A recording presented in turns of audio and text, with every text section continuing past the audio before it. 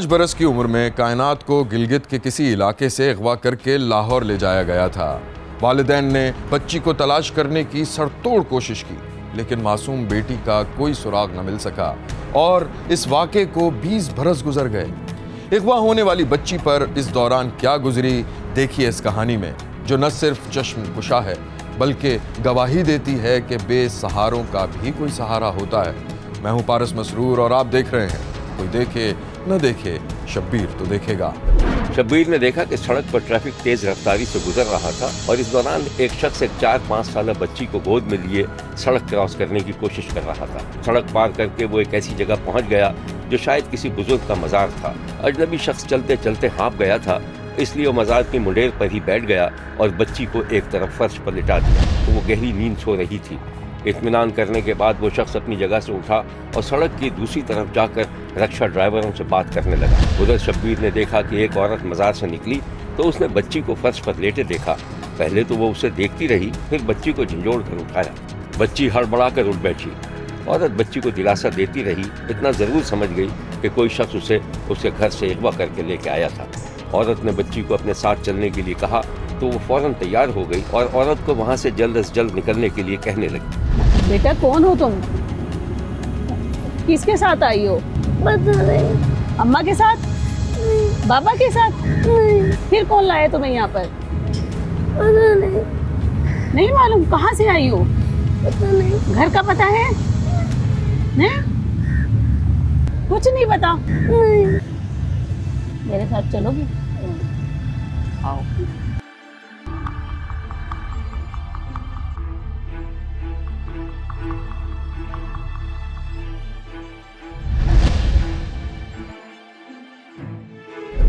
मजार से मिलने वाली बच्ची का नाम औरत ने कायनात रख दिया था और अपने घर ले गई थी। आहिस्ता आहिस्ता बच्ची जब पंजाबी ज़बान समझने और बोलने लगी तो उसने मेहरबान औरत को बताया कि उसे गिलगित से अगवा किया गया था। औरत ने अपने तौर पर कोशिश की, लेकिन वो कायनात के वालिदैन को ढूंढने में नाकाम रही। अब कायनात 20 बरस की हो चुकी है। जिस घर में कायनात पल रही थी, घर का काम काज करती थी और ज्यादातर वक्त खामोशी रहती थी। उसके सामान में एक थैला था जिसे वो जान से ज्यादा अजीज रखती थी और जब भी वक्त मिलता था हाथ डालकर इत्मीनान कर लेती कि उसकी मतलूबा चीज थैले में है कि नहीं। अपनी मददगार औरत को वो माँ कहते कहते 20 बरस की हो गई थी, लेकिन अपने हकीकी वालिदैन को नहीं भूल पाई थी। एक दिन कायनात की मुंह बोली माँ का एक रिश्तेदार जिसका नाम सुहेल था वहाँ मिलने आया तो कायनात को देखकर हैरान रह गया। कायनात खामोशी से किचन में काम कर रही थी और बार बार वो अपने आंसू पोंछती जाती थी, जिसे सुहेल ने देख लिया। अस्सलाम वालेकुम आपा। वालेकुम अस्सलाम। कैसे हो? मैं ठीक आपा, आप सुनाएं ठीक हैं? अल्लाह का शुक्र। और कैसे आज अचानक? आपा ये तो वही लड़की है ना जो आपको मज़ार पे मिली थी? हाँ हाँ वही है। बहुत अच्छी लड़की है। जब मैं इसे लेकर आई थी तो ये 5 साल की थी। अब माशाल्लाह से 20 साल की हो गई है। वक्त गुजरने का पता ही नहीं चलता। मगर आपा ये रो क्यों रही है? वो मैंने इसकी शादी कर रही हूँ ना, इसलिए थोड़ा उदास है। अरे ये तो बहुत खुशी की बात है, लेकिन कौन है, किससे कर रही है? सुहेल के दोस्त हैं। उम्र तो उनकी 50 साल है, पर क्या करूँ, मजबूरी है शादी करना। आपा मैं इससे बात कर सकता हूँ? हाँ हाँ क्यों नहीं। कायनात बेटा, चाय बन गई? जी अम्मा। आपा अगर आप बोलें तो मैं इससे शादी कर लूँ? हाँ हाँ क्यों नहीं, ये तो बहुत खुशी की बात है। आप थोड़े, मैं बात करता हूँ। कायनात इधर आना, आपसे थोड़ी बात करनी है। तुम इससे बात करो, मैं जाती हूँ। कायनात चाय की प्याली हाथों में लिए सुहेल के पास आ गई। माँ बहाने से उठकर चली गई थी।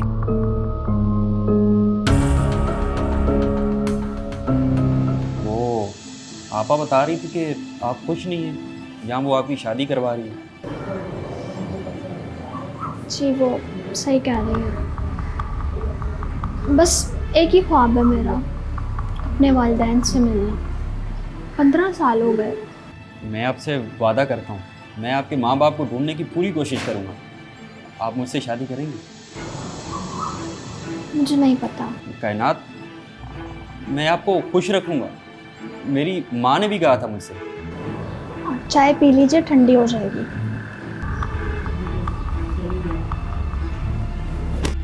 फिर वहां से कायनात भी जल्दी से चली गई। सुहेल ने कायनात से शादी कर ली थी और अब वो कायनात के वालिदैन को तलाश करने का वादा पूरा करना चाहता था। उसने सोशल मीडिया पर मेरा प्यारा प्लेटफॉर्म नामी पोर्टल पर कायनात के बारे में लिखा कि वो गिलगित से 5 साल की उम्र में अगवा हुई थी और अब 3 बच्चों की मां है। सोशल मीडिया पर कायनात के हालात के बारे में जानकर 50 से ज्यादा खानदानों ने कायनात से राब्ता किया। औरतें कायनात को देखने के लिए आती थी। कुछ ने दावा किया कि कायनात उनकी बेटी है, लेकिन कोई भी साबित नहीं कर सका।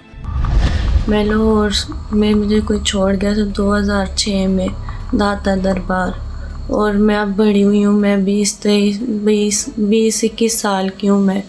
तो मुझे लोग बताते कि तुम गिलगित बल्तिस्तान की ज़ुबान तुम बोलते थे। किसी को भी मेरी ज़ुबान की समझ नहीं आती थी कि मैं क्या बोलती थी क्या नहीं बोलती थी। और ये मेरी वीडियो आगे शेयर करें और सब मैं कहना वो करें, मेरे भाई लोग मदद मेरी करें और मेरे माँ बाप से मुझे मिला दें। मुझे उनकी बहुत ज़्यादा याद आती है, बहुत ज़्यादा मैं उनको याद करती हूँ, बहुत ज़्यादा तड़पती हूँ उनके लिए। मैं छोटी सी थी, बिल्कुल 4-5 साल की थी। अब मैंने होश संभाला, मुझे सारी चीज़ की समझ लगी। ना मुझे माँ बाप का प्यार मिला, ना बहन भाइयों का। और मेरे भाई लोग सारे मेरी मदद करें और मेरी वीडियो को शेयर करें और मेरे माँ बाप तक पहुँचाएं और मुझे मिलवाएं। फिर एक दिन कायनात के असली माँ बाप ढूंढते हुए कोट अद्दू कायनात के घर पहुँच गए। खून ने खून को पहचान लिया, लेकिन कायनात का शौहर अब भी मशकूक था। अम्मा जी, कोई निशानी पता है जिससे पता चल सके कि कायनात आप ही की बेटी है? हाँ हाँ बेटा, खून जो होता है ना जोश मारता है, ये मेरी ही बेटी है। इसने ना पीला फ्रॉक पहना हुआ था। एक सेकंड, पीली फ्रॉक? हाँ हाँ, पीला फ्रॉक। हाँ, पीला फ्रॉक था। मैं घर के बाहर खेल रही थी और एक आदमी आया, उसने पता नहीं मुझे क्या सुंघा दिया। लेकिन तुम्हें कैसे पता कि वो पीली फ्रॉक थी? सुहेल, वो फ्रॉक मैंने आज तक अपने दिल से लगा के रखी है। 15 साल हो गए हैं और वो फ्रॉक मेरे मामा बाबा की वाहत निशानी थी। हाँ ना, ये मेरी ही बेटी है। कायनात दौड़ कर गई और थैले में हाथ डालकर अपने बचपन की वो फ्रॉक उठा लाई जो उसने अपने अगवा के वक्त पहनी हुई थी और जिसे उसने संभाल कर रखा हुआ था। ये देखो। हाँ, यही फ्रॉक थी। हाँ बिल्कुल बिल्कुल बिल्कुल, यही पहना हुआ था इसने। बिल्कुल यही फ्रॉक है, यही। लेकिन इसका नाम तो कायनात है और आप तो कह रही थी कि आयशा है। इसके बाप ने तो आयशा रखा था, अब पता नहीं किसने कायनात रख दिया। यही मेरी बेटी है, यही मेरी बेटी है। शब्बीर ने माँ बेटी को गले मिलकर रोते देखा। ये एक दिलखराश मंजर था। एक मौजज़ा था कि कायनात 15 साल बाद अपने वालिदैन को मिल गई थी। मेरा प्यारा टीम ने कायनात और उसके वालिदैन का इंटरव्यू भी किया था। वालिदैन बच्ची को पहचान गए थे, लेकिन सुना है कि अभी DNA टेस्ट होना बाकी है। बज़ाहिर ये कोई फिल्मी कहानी सी लगती है, लेकिन ये सच है और हकीकत है। बच्ची एक गुम हो गई थी, उसको ढूंढ ढूंढ कर हमने ये सोचा था किसी आदमी के हाथ में तो नहीं गई है, ये जिन्नात के असरात से कहीं गुम हो गई है कहकर हम ढूंढते ढूंढते उलमा, अकाबिरीन और दीगर मतलब हम ख्याल साथियों से कोशिश करते रहे। हाल तक उसका कोई रिजल्ट नहीं आया। हम मायूस होकर बैठ गए। आज अचानक सुनने में आया सोशल मीडिया में बच्ची खुद ही एक बच्ची बात कर रही है कि मेरे माँ बाप का मुझे पता नहीं है, मैं गिलगित बल्तिस्तान से हूँ। उस वक़्त मैं शना देती थी, अभी मैं उर्दू बोलती हूँ। तो मेरे माँ बाप अकारिब रिश्तेदार से मैं बहुत याद करती हूँ कहकर वो की है। अगर ये हक है और सच है, बच्ची मेरी गुम हो गई है। अगर अल्लाह करे इस असबाब से हमारे साथ रुफ़क़ाए कार हुक्काम बाला हमारी ताउन करेंगे। कोई अंदाज़ा लगा सकता है कि माँ बाप ने किस तरह 15 बरस बेटी की जुदाई में गुजारे होंगे और ख़ुद कायनात जज्बाती सतह पर किस किस सदमे से गुजरी होगी। लेकिन शब्बीर का कहना है कि मायूसी कुफ्र है। कभी कभी वो भी हो जाता है जिसका ख्याल तक जहन से मिट चुका होता है। देखते रहिए, क्योंकि कोई देखे न देखे, शब्बीर तो देखेगा। यहाँ लेते हैं एक छोटा सा ब्रेक। कहीं जाइएगा नहीं, हमारे साथ रहिएगा, क्योंकि कोई देखे न देखे, शब्बीर तो देखेगा।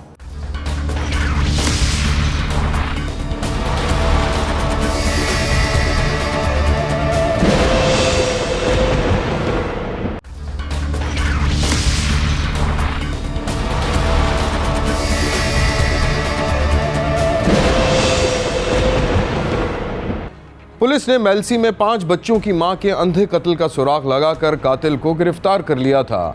औरत को किसने और क्यों कत्ल किया, यही देखेंगे आप इस कहानी में।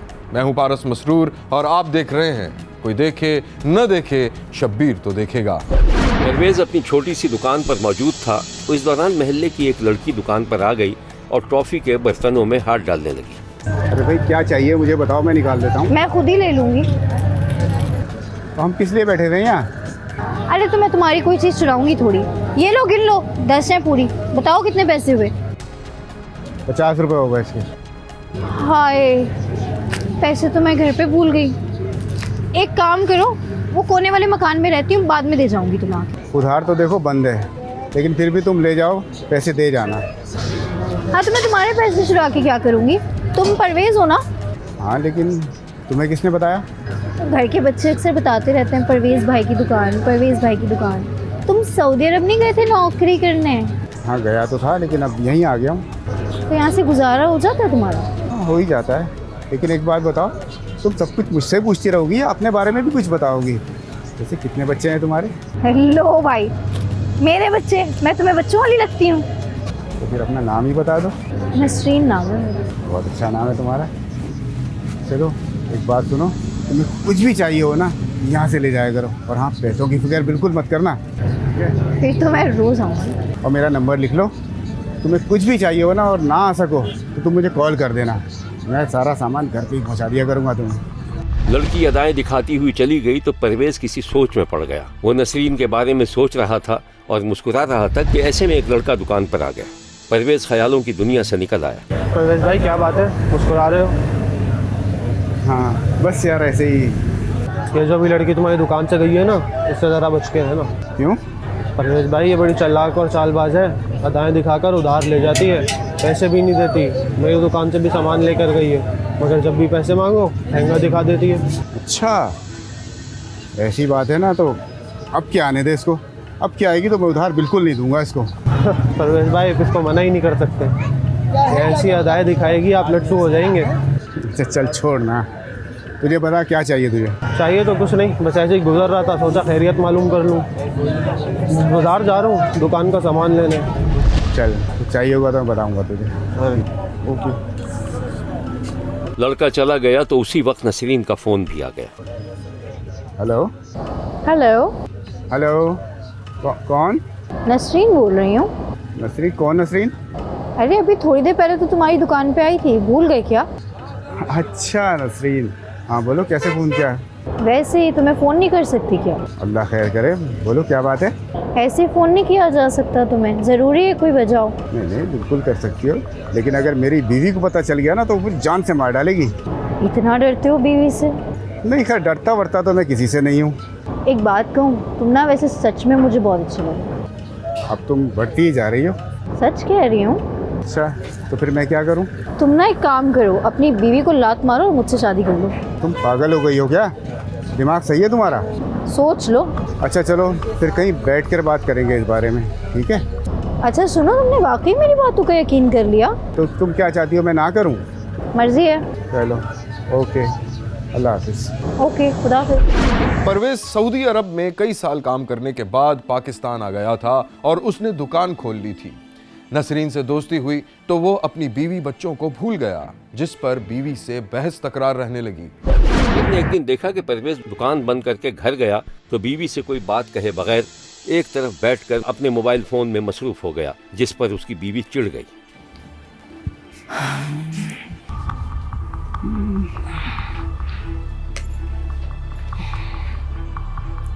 बात सुने परवेज, आपको इस घर की और अपने बीवी बच्चों की परवाह है भी कि नहीं? क्या हुआ? ऐसा क्या कर दिया मैंने? आप अपना मोबाइल मुझे दीजिए और जरा तसल्ली से मेरी बात सुने। लाए दे। बोलो। सच सच बता दें, किसके साथ चक्कर चल रहा है आजकल आपका? तुम पागल तो नहीं हो गई हो?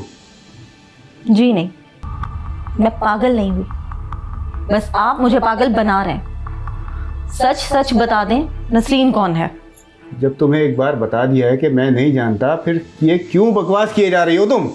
अच्छा, मैं बकवास कर रही हूँ? आप वाकई में नहीं जानते कि कौन है नसरीन? मैंने कह दिया ना, मुझे नहीं पता। ठीक है, वक्त आने पे मैं आपको बताऊंगी कि कौन है नसरीन, बहुत जल्द। एक तो सारा दिन के थके हारे घर आओ और घर आकर मैं तुम्हारी बकवास सुनूं। ठीक है, बैठी रहो घर के अंदर और यूं ही कुटती रहो। नहीं खाना मुझे खाना वाना, मैं होटल में खा लूंगा जाके खाना। हाँ तो मत आना घर, वहीं रहना। जिंदगी अजाब करके रखी हुई है मेरी। परवेज गुस्से में घर से बाहर निकल गया। परवेज की बीवी को पता चल गया था कि उसका शौहर मोहल्ले में नसरीन नामी लड़की के चक्कर में था। फिर उसने एक दिन दुकान पर नसरीन को पकड़ लिया। नसरीन दुकान पर परवेज से हंस हंस कर बातें कर रही थी और परवेज की बीवी खामोशी से नसरीन के पीछे खड़ी सारा माजरा देख रही थी। परवेज के चेहरे का रंग उड़ता जा रहा था। हाँ, क्या चाहिए भाई तुम्हें? बच्चे को भिजवा देती। परवेज तुम ना एक काम करो, हाँ सामान घर पे भिजवा दो। ठीक है, हाँ मैं भिजवा दूंगा। उसी लम्हे नसरीन ने मुड़कर देखा, लेकिन मामले को न समझ सकी और अटखेलियां करती हुई वहां से चली गई। कौन थी ये? मुझे क्या पता कौन? क्या मतलब मुझे क्या पता? नाम तो तुम्हारा ऐसे ले रही थी जैसे बड़ी सगी है तुम्हारी। ये दुकान है, सारा दिन तरह तरह के ग्राहक आते हैं। अब मैं क्या हर किसी से उनका नाम पता पूछता रहूंगा? ये तरह तरह की तो नहीं लग रही थी। नाम किस तरह ले रही थी तुम्हारा? बड़ी करीबी लग रही थी कोई। भाई देखो, ये दुकान है, यहाँ तमाशा मत बनाओ। मैं रात को घर आऊँगा, वहाँ बैठकर बात करेंगे। तमाशा नहीं बना रही परवेज मैं। और आओ रात को तुम घर पे, आज तो फैसला हो ही जाए। हाँ देखा जाएगा, जाओ घर देख लो। परवेज की बीवी चली गई तो परवेज ने परेशान होकर नसरीन को फोन कर दिया। Hello hello. यार, नसरीन एक झमेला हो गया है। वो जो औरत तुम्हारे पीछे खड़ी थी ना, वो मेरी बीवी थी। उसने एक हंगामा खड़ा कर दिया है। हाँ तो छोड़ दो उसको। कौन सा हूर परी है तुम्हारी बीवी? यार नहीं छोड़ सकता उसको मैं। क्यों? और अगर तुम छोड़ नहीं सकते तो मैं तुमसे शादी नहीं कर सकती। यार फालतू बकवास मत करो। तुम एक बार शादी हो जाने दो, उसके बाद सब ठीक हो जाएगा। नहीं बाबू नहीं, पहले उसको तलाक दोगे फिर ही मुझसे शादी करोगे। अच्छा चलो ठीक है, कहीं बैठ के फिर उसके बाद हम बात करेंगे। तुम गुस्सा मत करो, ठीक है? ओके, खुदा हाफिज। अच्छा ठीक है, अल्लाह हाफिज। परवेज पर नसरीन के इश्क का भूत सवार हो गया था और अपनी बीवी से बेजार हो चुका था। फिर उसने एक खतरनाक काम किया। एक दिन बीवी से झगड़े के दौरान उसे बिजली की तार से गला घोंटकर मार दिया और छत में सुराख करके उस पर पेट्रोल छिड़क कर आग लगा दी और डकैती का ड्रामा रचाने लगा। पता करने क्या मामला है, मेरी निकी को जलाए से असा लाए लमाए को पता क्या निकी ने जलाए से निकी जलाया असा जली दो तो आज नया जला दे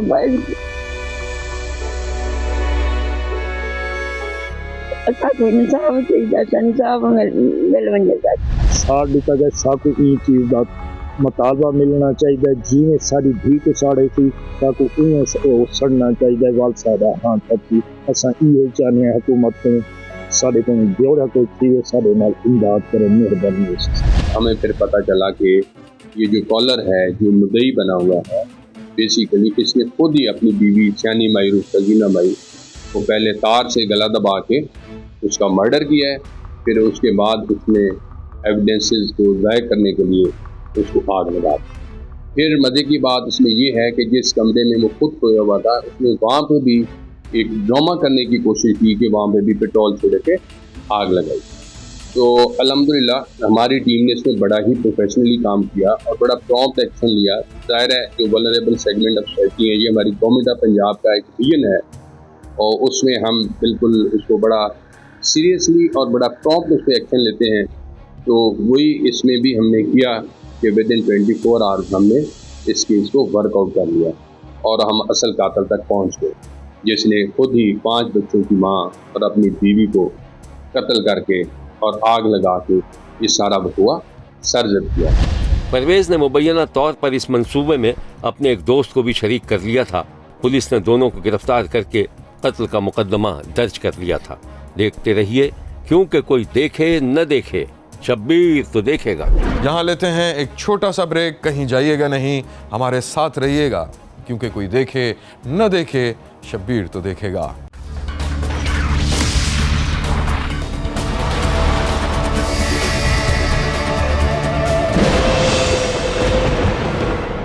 पुलिस को एक मुबैना कातिल की तलाश थी। पुलिस ने जो मालूमात हासिल की थीं, उसकी रोशनी में कातिल गुजरांवाला का रहने वाला था, जिसने एक औरत और उसके 2 कमसिन बच्चों को कत्ल किया था और कहीं फरार हो गया था। खातून का शौहर सदमे से निढाल था और पुलिस से ताउन कर रहा था। मैं हूं पारस मसरूर और आप देख रहे हैं कोई देखे न देखे, शब्बीर तो देखेगा। रेलवे स्टेशन पर मामूल की सरगर्मियां जारी थीं। कुली मुसाफिरों का सामान उठाए उठाए इधर से उधर जा रहे थे। बुकिंग ऑफिस पर भी लोग जमा थे और टिकट खरीद रहे थे। टिकट खरीदने वालों में एक घने बालों वाला सेहतमंद नौजवान भी था जो जल्द से जल्द टिकट हासिल करना चाहता था। उधर प्लेटफॉर्म पर गाड़ियों की आमद और रवानगी हज़म मामूल थी, लेकिन स्टेशन पर मौजूद एक पुलिस अफसर खासा चौकन्ना दिखाई दे रहा था। वह हर मुसाफिर पर एक गहरी नज़र डालता और आगे बढ़ जाता। घने बालों वाला नौजवान पुलिस अफसर के सामने से गुजरा तो पुलिस अफसर ने उस पर एक नज़र डाली, लेकिन नौजवान पुरसुकून रहा और एक बेंच पर बैठकर गाड़ी का इंतज़ार करने लगा। इसी दौरान दूर से आते हुए एक शख्स ने नौजवान को पुकारा। अबे हारून, तू क्या कर रहा है इधर? अरे अरसलान, तू यहाँ क्या कर रहा है? यार मैं तो खाला को लेने आया हूँ, पिंडी से आ रही है। और सब खैर है ना? चल यार, बाद में मिलते हैं। यहाँ शब्बीर ने देखा कि पुलिस अफसर खामोशी से मोबाइल पर एक तस्वीर देख रहा था। तस्वीर देखते देखते वो नौजवान का भी खामोशी से जायजा लेने लगा।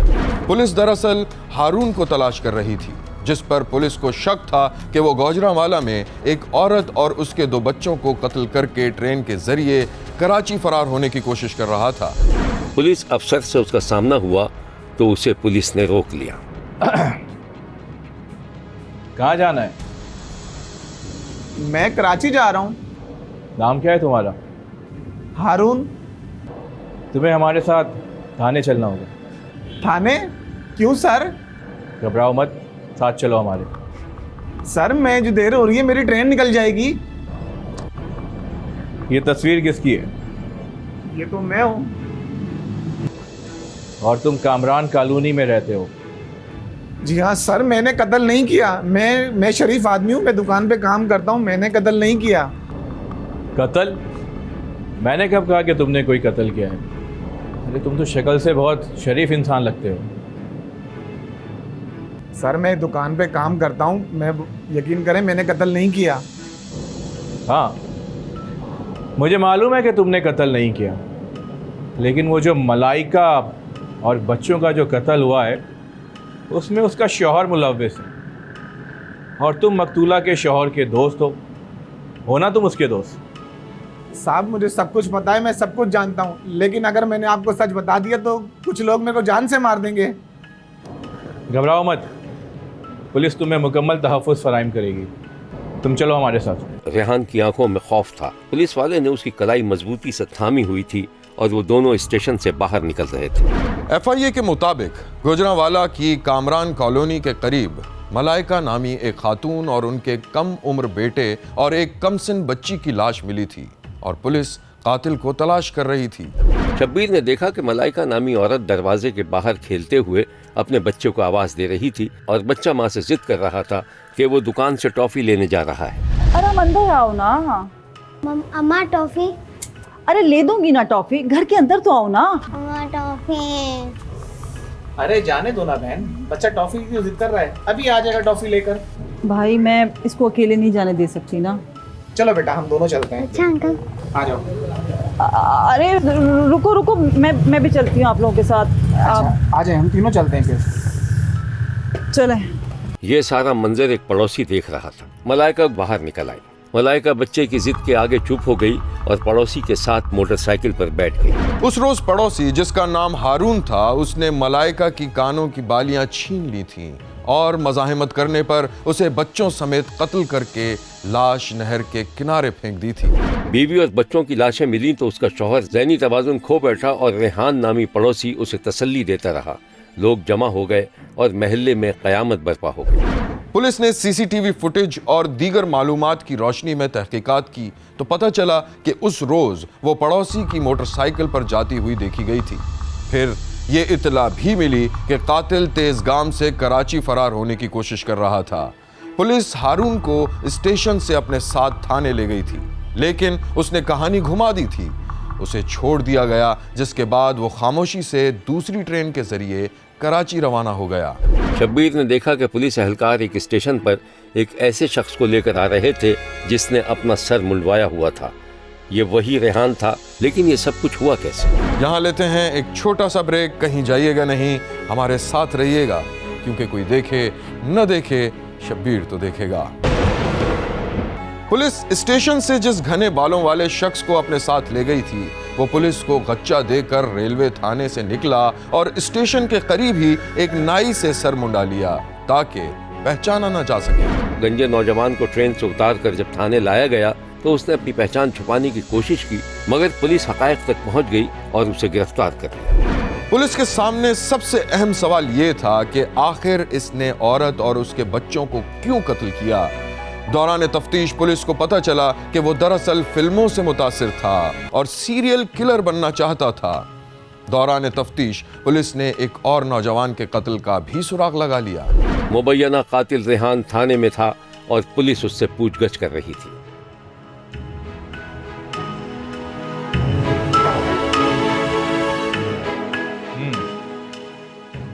तो मलाइका की कान की बालियां नोचने के लिए तूने उसके कान काट दिए और मासूम बच्चे के गर्दन पे छुरी फेरी तुमने। हाँ साहब मेरा लालच में आ गया था। लालच। और उस दर्दी लड़के को क्यों कत्ल किया? साहब उसको मैंने कत्ल नहीं किया। सुन बे, अभी ना शराफत की जबान चल रही है यहाँ पे। अगर सच नहीं बताएगा ना तो जिंदा वापस नहीं जाएगा यहाँ से। तू बता। साहब मैंने कहा है ना आपको, उसको मैंने कत्ल नहीं किया।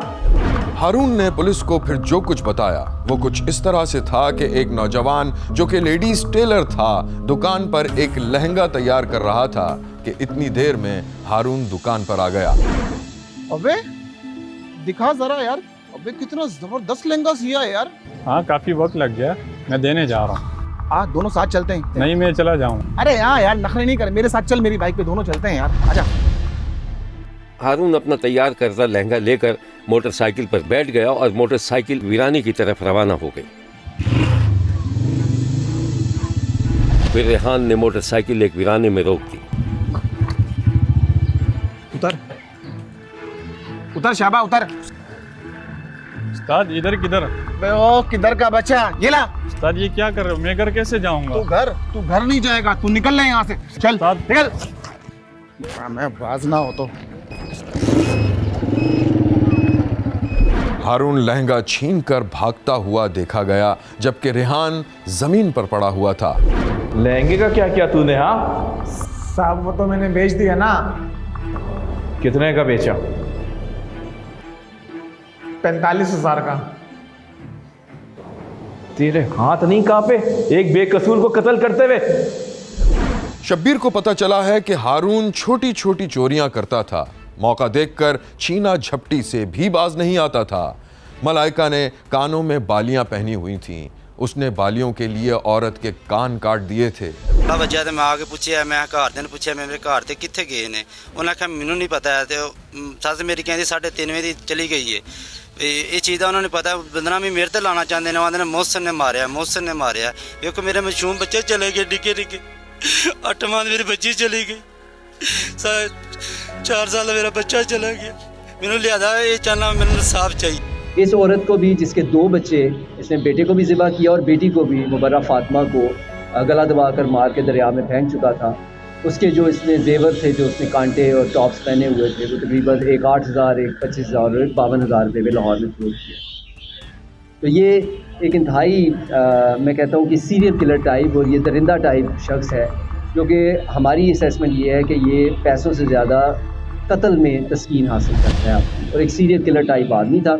अभी मज़ीद तफ्तीश जारी है। हम ये देख रहे हैं कि इसके अलावा ये जो 4-5 कत्ल ये माना है, इसके अलावा इससे कितने यहाँ पर किए हुए हैं, और मज़ीद जो भी हमारी अब तफ्तीश होगी उससे आप सब लोगों को हम इन्फॉर्म करेंगे। शब्बीर ने जालिमाना कैरेक्टर की शदीद मजम्मत की है और पुलिस को सराहा है कि उसने औरत और उसके बच्चों और नौजवान के कातिल को गिरफ्तार कर लिया।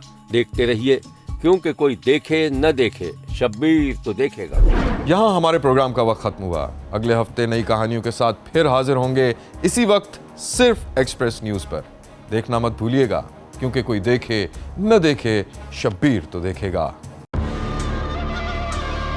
अगर आप भी अपने इर्द गिर्द होने वाले किसी भी गैर मामूली वाक़े से शब्बीर को आगाह करना चाहते हैं तो हमें व्हाट्सएप करें या अपनी वीडियो शेयर करें। शब्बीर 0324742247 या हमें खत लिखें। शब्बीर तो देखेगा। Express news, 5 expressway of Korangi road, Karachi.